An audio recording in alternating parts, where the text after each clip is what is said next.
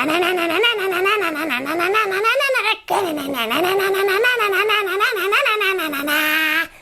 Bear, what are you doing? I am doing my Irish jig. And now that I have your attention, Yes. I would like to welcome you to this reading of St. Patrick's, the man, the myth, the legend. And of course, I'm the one who introduced it because why? Because you're green. Exactly! Because I am the official bearer of St. Patrick's Day every single year. Please, read on now. Okay, I will read on now. Saint Patrick, as Green Bear called him, the man, the myth, the legend, the saint himself. Why do we celebrate St. Patrick's Day? You're about to find out. But first, the book begins with the St. Patrick's prayer. Did you know the prayer? Here it is. I arise today through the strength of heaven, light of sun, radiance of moon, splendor of fire, speed of lightning, swiftness of wind, depth of sea, stability of earth, firmness of rock. St. Patrick. What do you think that means? I think it means that he's getting his strength from all the beauty that surrounds him. He draws strength and uses the earth as an inspiration source so that he can be light like the sun and radiant like the moon and fast like lightning and fast like the wind and deep like the sea. It's quite a poetic and beautiful prayer. Shall we begin finding out about his life and how he came to become a saint? Long ago, in the 4th century, that is a long time ago, a boy was born in southwest Britain near the Irish Sea. His name was Sucat, but later in his life, he was known as Patrick. Huh, look at that. I did not know that. Patrick's father, Calpurnicus, was a well-to-do landowner and a member of the town council. However, even though the dad was a deacon in the church, Patrick was not a religious boy. I did not know the true God, he said.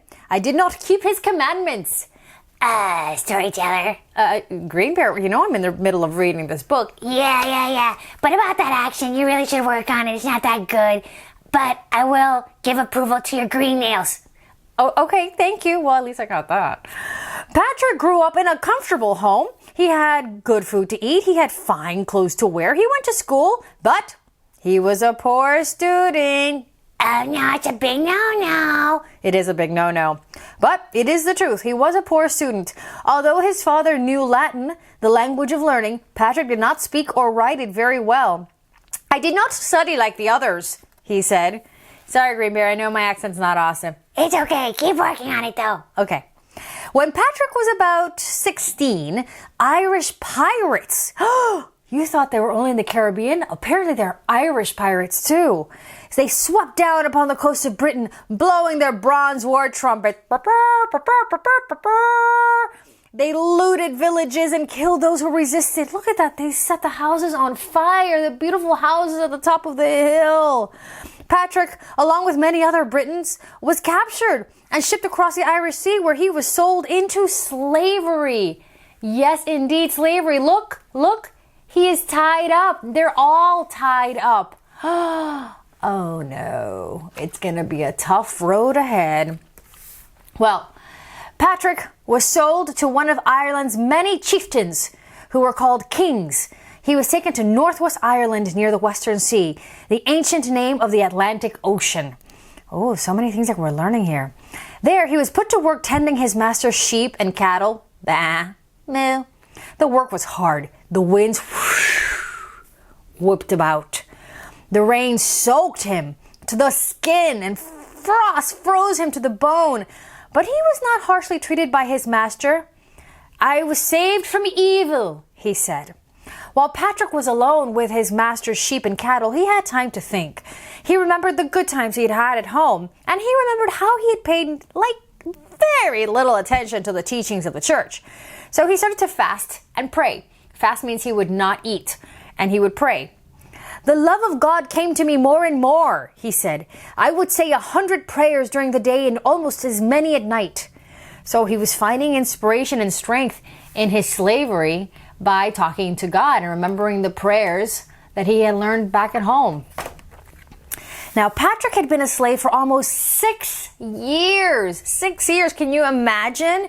That's like almost my whole life. I know, almost. But one night, he heard a voice in his sleep. "You will soon go to your own country," the voice said. A few nights later, he heard the voice again. "Your ship is ready," it said. Well, to find a ship, Patrick knew he would have to travel to the Irish Sea 200 miles away. There was no water anywhere near him, so the ship was nowhere near him. Well, he set out one night. He fled the castle in the darkness. He's got a cape on. He's leaving under the cover of darkness to find the ship and freedom. "I had never been there," he said. "I knew no one." And yet, he decided to follow the voice. Patrick was sure his master would send a search party to capture him, so he traveled during the night and hid by day. He trudged over mountains. He worked his way through forests where brambles slashed his arms and legs and ripped his clothes. Look at that, he's getting all scratched up, going through all that scratchy brush. Let's see, he slogged through bogs where the mud gripped his feet, trying to hold him prisoner. He often went hungry, eating only roots and berries that he probably could find in here. And although he suffered many hardships, Patrick never lost hope. That's a key ingredient for so many success stories, kid. Never lost hope. "God kept directing my path," he said. "I feared nothing." They say there's nothing to fear, but fear itself, you know. I think that's good advice. At last, he came to a port on the Irish Sea, and there he found what? A boat preparing to sail. That must be his boat, right? So he asked the captain, "Hey, can I come along?" But the captain got mad. "You cannot travel with us," the captain shouted. Patrick turned away, and as he walked, what did he do? Did he give up? He prayed that the captain would change his mind. Before he finished praying, the captain called him back, and they set sail once more. Wow, look at that. The power of prayer at work. Well, after sailing for 3 days, oh man, 3 long days I bet it was too, they landed on the shores of Britain. The land was covered with thick forests, and for almost a month, Patrick and the other men just wandered around in the woods. The captain feared they would never find their way out of there, and the men were incredibly hungry. Many had collapsed, Patrick said. The captain, a pagan, that means somebody who did not believe in God, asked Patrick for help. "Tell me, Christian," since he knew that Patrick was a Christian, "you say that your God is great and all-powerful. Why then do you not pray for us?" "Turn in faith to the Lord, my God," said Patrick. "Ask him to send food." So he's telling him to turn in faith to the Lord, my God. He's telling him to pray to God and ask him to send food. Well, the captain and his men, they went ahead, even though they didn't really believe in God the way that Patrick did. They followed his advice. In that very same day, a herd of delicious pigs appeared. "From that day onward," said Patrick, "we had abundant food." After resting for 2 days, they traveled for several more before they came at last to a village. Patrick left the men and continued his journey. When he finally reached home, his parents embraced him. "Oh, Mom and Dad, it's been so long. I bet they were worried sick about him." He says to them, "After all the troubles I experienced, they earnestly requested that I never leave them again." And Patrick was happy to stay home until he had a dream that changed his life. "I saw in my dream a man who had countless letters from the people of Ireland. They asked me to come back and walk among them once more." Because of this dream, Patrick believed that he was chosen by God to convert the people of Ireland to Christianity. His family and friends, of course, they tried to get him to stay home, but Patrick felt very strongly he knew what he had to do with his life. "I live for God," he told them, "and to teach the Irish heathens." So they had to hug him goodbye once more, and you know that had to be hard for his parents after being apart for so long. Setting aside family, luxury, and comfort, And that's saying a lot, to give up all those nice things. It's like you giving up maybe like a favorite toy, or if you're into video games, giving up video games. What about giving up your nice, comfortable bed? Oh no, and maybe like my favorite blankie? Whoa. I know, tough. Sacrifices? Well, sacrificing. Well, setting aside all those comfortable things and all his favorite things and his favorite blanket and his favorite toys and even being able to see his parents every day, he sailed across the English Channel to Gaul, which we now call France. He spent several years preparing for his mission. He studied to become a deacon and later was ordained a priest. In time, he was made a bishop. It was then that he set out with a group of followers to brave the dangers of barbarous Ireland. Ireland was a bit fierce back then. Even after years of study, Patrick felt he was not prepared enough for his mission. But he knew in his heart that God would protect him and guide him. Patrick baptized and confirmed thousands of Irish people.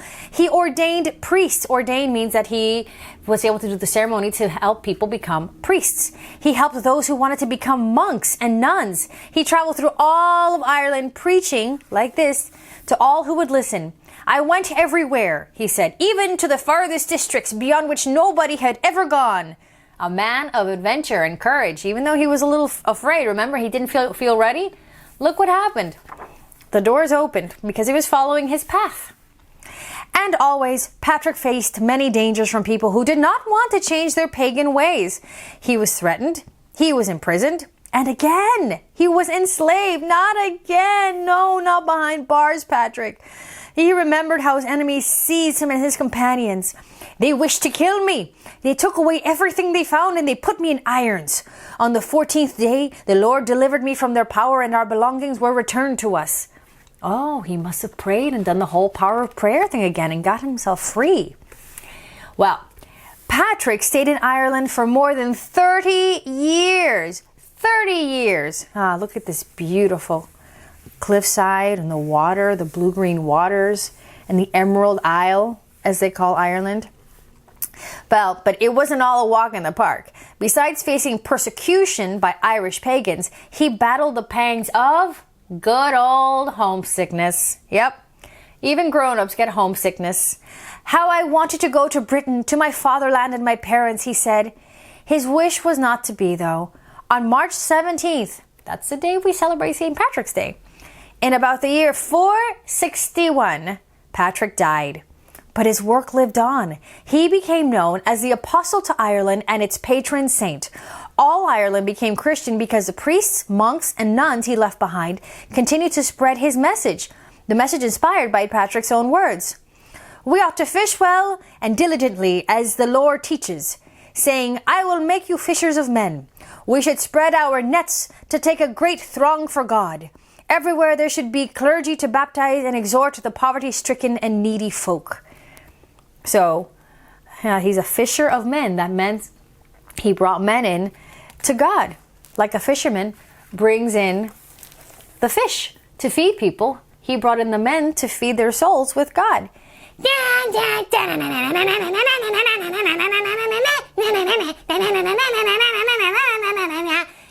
that's why we celebrate St. Patrick's Day. Cha-cha-cha. That last part may have technically not been Irish. Yeah, I think that was a little bit improvised there. All right, kid. Well, now you know the story of St. Patrick, the man behind the holiday that we celebrate every March. Well, top of the day to you, and luck of the Irish always be with you, kid. See you next time on Kid Time Story Time.